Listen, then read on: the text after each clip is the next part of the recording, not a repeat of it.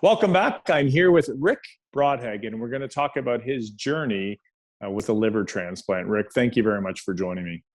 Thanks for having me, Peter.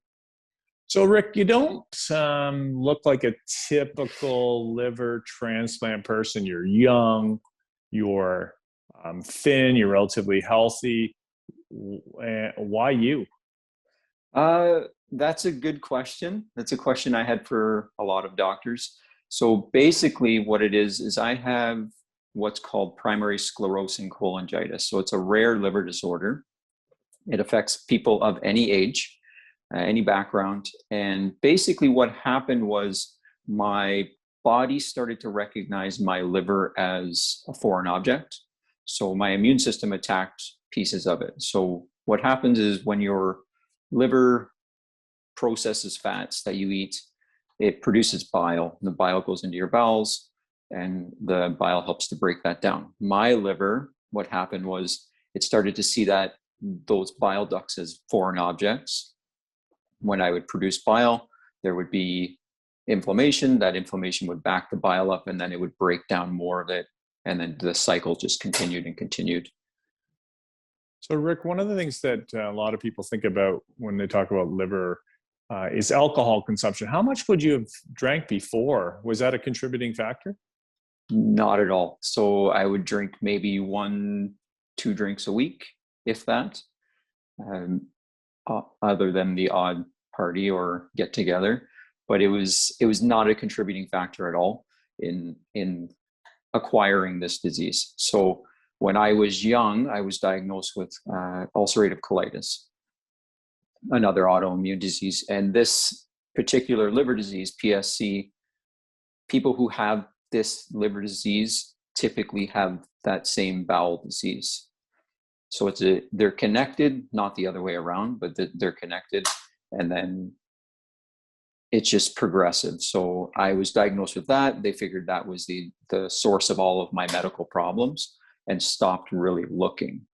So a lot of people, the same as yourself, think, well, you're young, you're relatively healthy, there's no way it's liver disease. So then there's not that extra effort to find out what's going on. Rick, so you had obviously a match. You had the 6-hour or so procedure and months of rehabilitation. What's your prognosis like going forward? Basically, what happens is I have a 20 to 25% chance of a recurrence of my PSC. So I have a 75 to 80% chance that nothing will go wrong from here on in. I take my medications every day. I keep healthy. I eat well, stay active, and I can live a normal life. Now, are you able to work out and do things that, if you will, lift weights and do other exercise regimes? And does that help? Yes, for sure.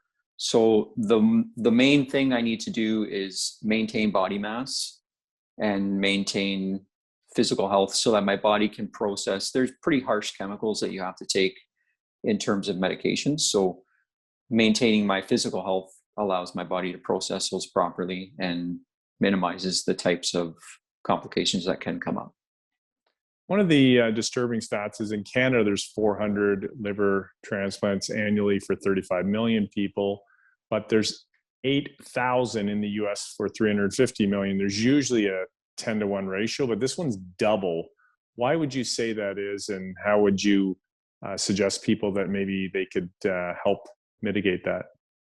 So it has a lot to do with pre-existing conditions that cause liver damage. So as you know, obesity is a problem in Canada as well as the US, but a much bigger problem in the US.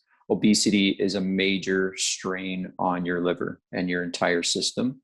So that causes more and more problems. Alcohol abuse is another big one. But the majority of people getting liver transplants, it's not to do with alcohol, and it's the opposite of what people think. Yeah, Rick, thank you very much for joining me and sharing your real journey, and that you don't fit what one would think would be a poster child for a liver transplant. So thanks very much for sharing that personal journey. Well, thank you, Peter.